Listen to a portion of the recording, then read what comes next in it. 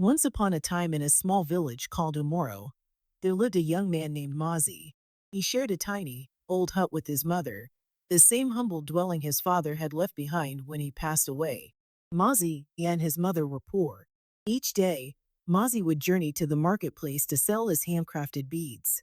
Though the beads were beautiful, they brought little money, often not enough to properly feed himself and his mother.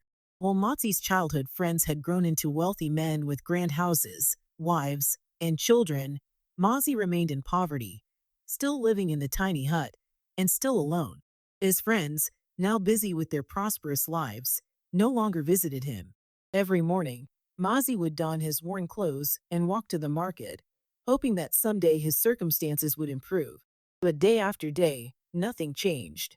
Mazi remained poor, and his heart grew heavy with sadness.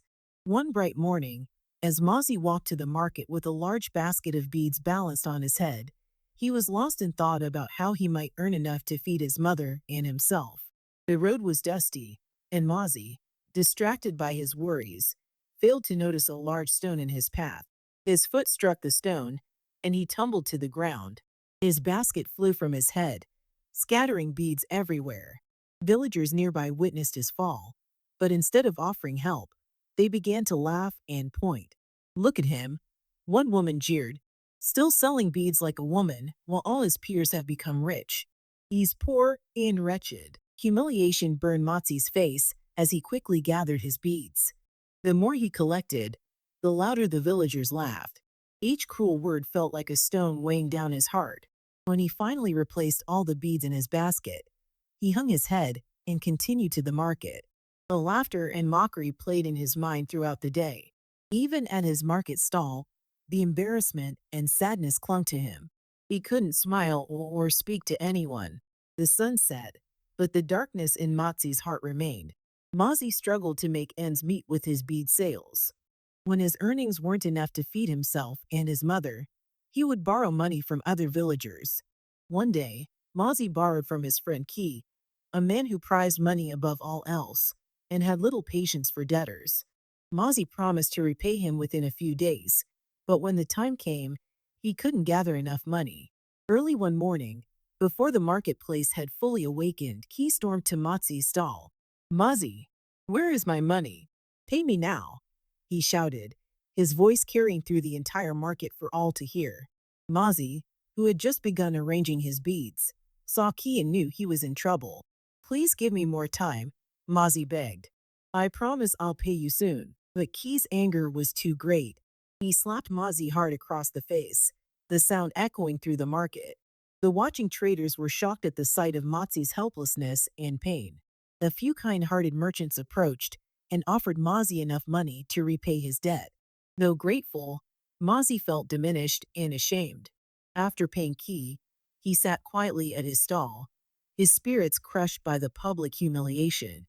The day crawled by, and Mazi's heart grew heavier with sadness and frustration. He couldn't understand why life treated him so harshly.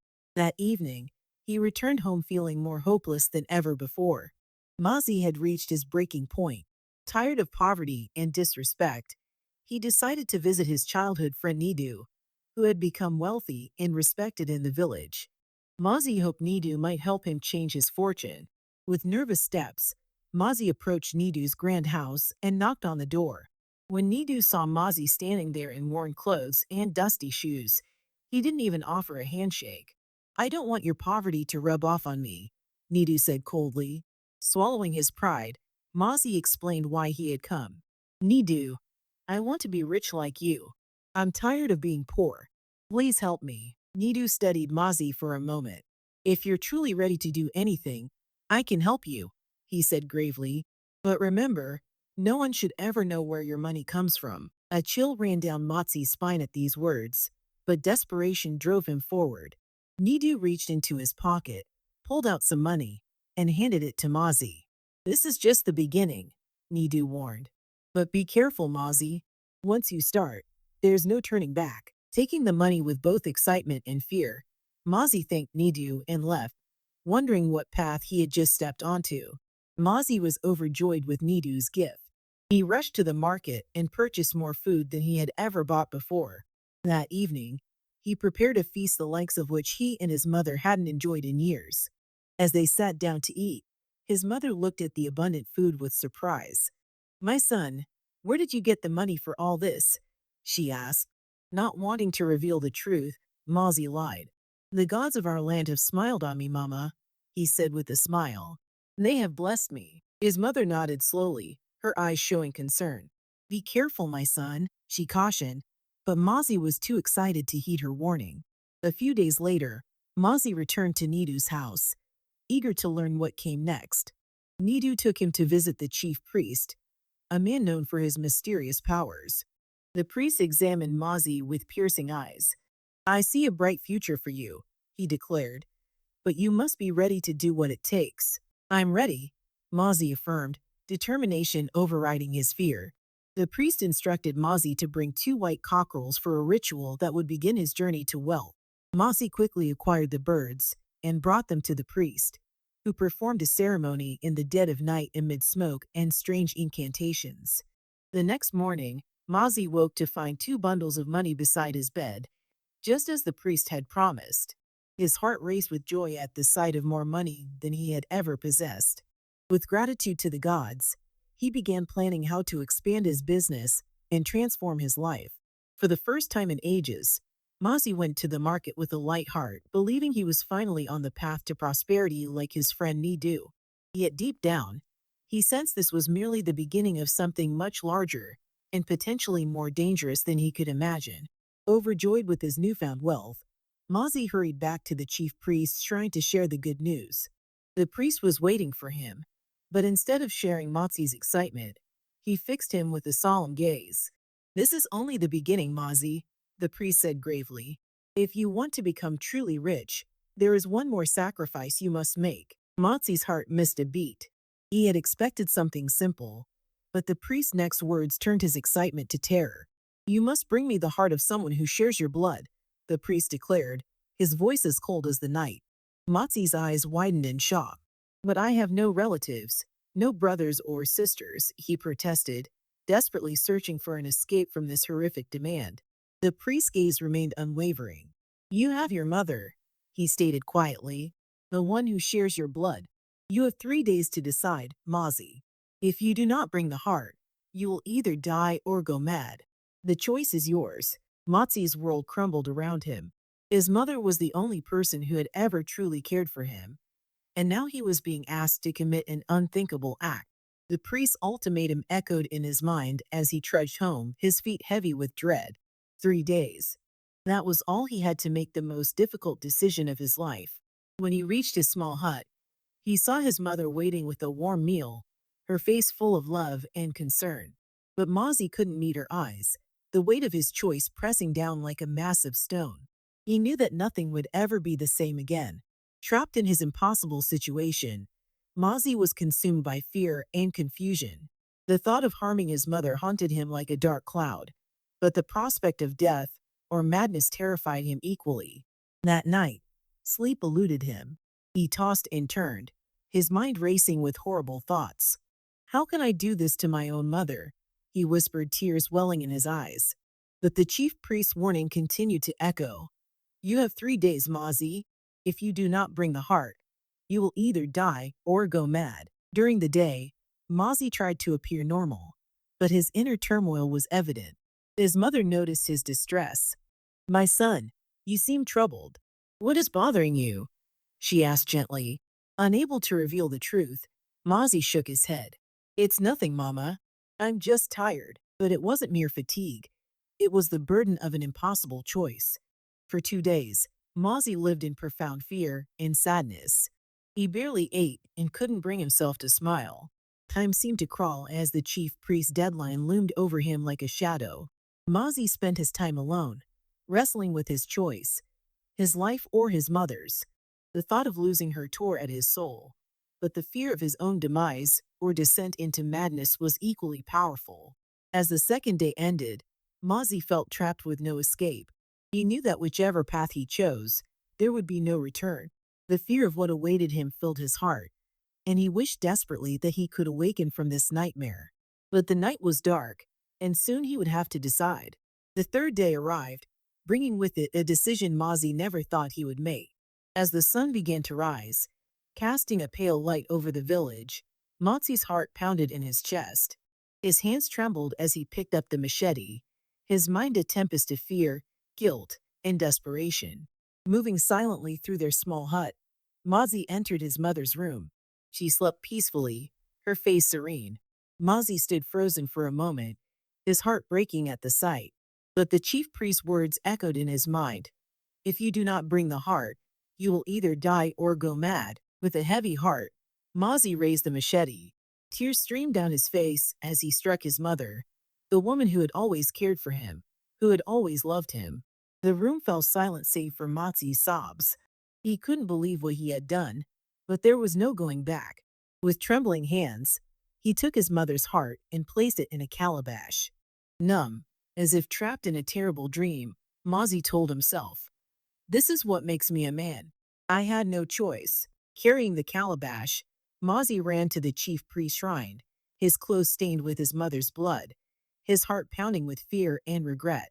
He hoped that by completing the ritual, everything would end, that he would finally become rich and this nightmare would be over. But as Mazi reached the shrine, a deep dread settled in his chest. The weight of his actions pressed down on him, and he felt a cold emptiness inside. He had made his choice, but the cost was far greater than he had ever imagined. When Mazi arrived at the shrine, clutching the calabash that held his mother's heart, he stopped in his tracks. The chief priest lay motionless on the ground, his chest still, his eyes closed. The priest was dead. Mazi's heart plummeted into despair. He had killed his own mother, and now the only person who could complete the ritual was gone. All his hopes of wealth had crumbled to dust. He had committed the unthinkable for nothing. Falling to his knees before the shrine, the calabash still in his hands, Mazi broke down. Tears streamed down his face as the full horror of his actions washed over him. "What have I done?" he whispered, his voice shaking with grief and regret. His cries echoed through the morning air, reaching the ears of nearby villagers. They rushed to the shrine to investigate and found a shocking scene. Mazi, covered in blood, kneeling hopelessly with a calabash before him. The villagers gasped in horror and disbelief. Some moved closer and peered into the calabash. When they saw what was inside, they recoiled in shock. The truth spread quickly through the crowd. "Mazi has killed his own mother," they whispered, the news traveling like wildfire until the entire village knew. Mazi, broken and devastated, could only sit in his sorrow, surrounded by the horrified whispers of the villagers. His life, once filled with hope for a better future, had become an inescapable nightmare. The weight of his actions crushed him, and he realized he had lost everything: his mother, his honor, and even his own soul. The villagers, filled with horror and anger at Mazi's deed, could not allow such an atrocity to go unpunished. They seized Mazi, too broken to resist, and dragged him to the village square to face the elders. The villagers shouted for justice as Mazi stood before the council of wise men, his head hanging low, his clothes still stained with blood, his eyes filled with sorrow. "Is it true that you have killed your own mother?" asked one elder, his voice deep and commanding. "Yes, it is true," Mazi whispered, barely audible. He then confessed everything: how his desire for wealth had consumed him, how the chief priest had promised riches in exchange for a terrible sacrifice, and how, in his desperation, he had taken his mother's life. As Mazi spoke, the villagers listened in stunned silence, their anger growing with each word. When he finished, the air was thick with tension. The crowd erupted in angry shouts. "He must be punished. He must pay for what he has done," they demanded, their fury mounting as they called for Mazi's death. The elders began to deliberate, knowing they must satisfy the people's thirst for justice while honoring their traditions and laws. During their deliberation, one elder leaned forward and asked, "Mazi, who led you to do such an evil thing? Who put this dark idea in your mind?" With tears in his eyes and a trembling voice, Mazi answered, "It was Nidu. He told me he could make me rich like him. He took me to the chief priest and said I had to do whatever it took to become wealthy." The villagers gasped in shock. Nidu was a respected man in the village, known for his wealth and power. But now they learned that his riches were built on terrible secrets. The elders immediately sent for Nidu, who was brought to the village square, his face pale and nervous. Nidu, is it true? The elders demanded. Did you lead Mazi down this dark path? Did you make him kill his own mother for wealth? Nidu hesitated, but seeing the angry faces surrounding him, he knew he couldn't lie. Yes, it is true, he confessed with a deep sigh. I showed Mazi the way to the chief priest, but I am not innocent myself. I used my first daughter for rituals to gain my wealth, and others have disappeared because of me. The villagers were furious. Some picked up stones, ready to exact immediate punishment. He deserves to die, they shouted. He has brought darkness into our village. But the elders, though equally angered, raised their hands to calm the crowd. No, one elder said firmly. We will not kill him, but he will pay for his crimes. The elders decreed that Nidu would be stripped of all his wealth. Everything he owned would be confiscated, and he would be banished from the village, never to return. His family would be forced to leave with him, living in shame with the knowledge that their prosperity had been built on innocent blood. The villagers watched as Nidu was led away in disgrace. His head hung low. His beautiful house, fine clothes, and treasures would all be taken, leaving him with nothing but the guilt of his terrible deeds. Nidu's downfall served as a harsh lesson for the village, a demonstration of how greed and the desire for wealth could lead to destruction. As Nidu and his family were driven out, the people were left to reflect on the cost of such dark ambitions. Even after Nidu's banishment, the villagers' anger toward Mazi remained unquenched. Many still demanded his death for the murder of his mother. But the wisest elder spoke up. Death would be too easy a punishment for Mazi, he declared. If we kill him, his suffering will end quickly. But what he did was so terrible that he should live with the weight of his actions for the rest of his life. The other elders agreed. They decided that Mazi, like Nidu, would be banished from the village.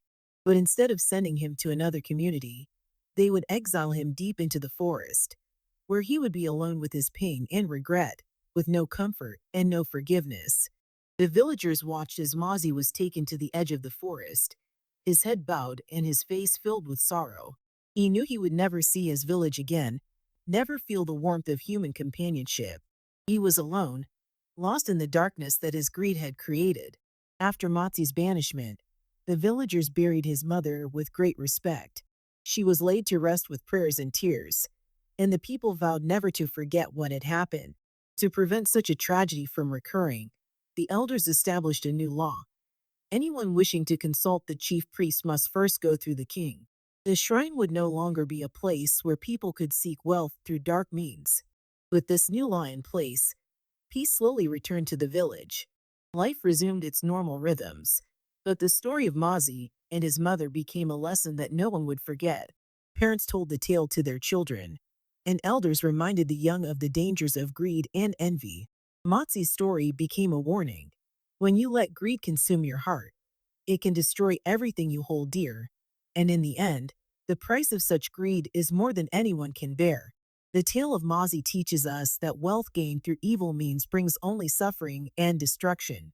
True prosperity comes from honest work, compassion, and community, not from sacrificing what is most precious for material gain.